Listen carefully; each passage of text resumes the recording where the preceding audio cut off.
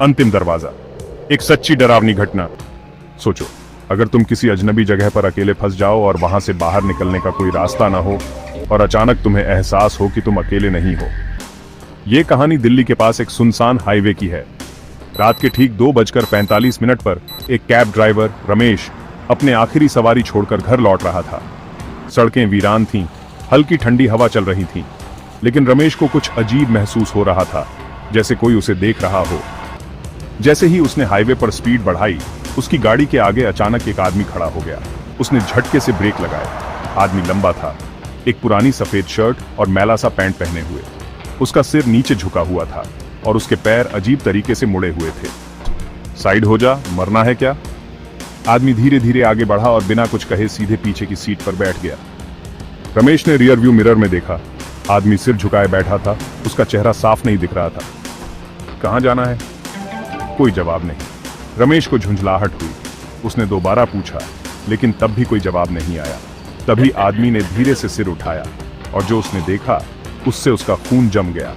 कोई चेहरा नहीं था। आदमी के चेहरे की जगह बस एक गहरा काला गड्ढा था।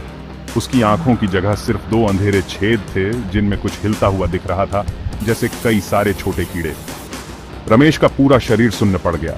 उसने कांपते हाथों से गाड़ी रोकी और दरवाजा खोलकर बाहर कूद गया। लेकिन जैसे ही उसने दरवाजा बंद किया, गाड़ी अपने आप स्टार्ट हो गई। रमेश ने देखा कि गाड़ी धीरे धीरे चलने लगी और अंदर बैठा आदमी अब धीरे धीरे उसकी ओर देख रहा था।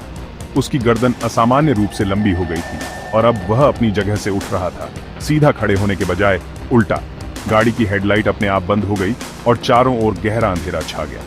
तभी अचानक वहां एक पुराना लकड़ी का दरवाजा प्रकट हुआ। वह किसी भी इमारत से जुड़ा नहीं था, बस यूं ही बीच सड़क पर खड़ा था। दरवाजे के नीचे से काले धुएं जैसी चीजें बाहर आ रही थी। रमेश की चीखें अब हाईवे पर गूंज रही थीं। उसने भागने की कोशिश की, लेकिन उसका शरीर भारी हो गया। तभी दरवाजा खुला।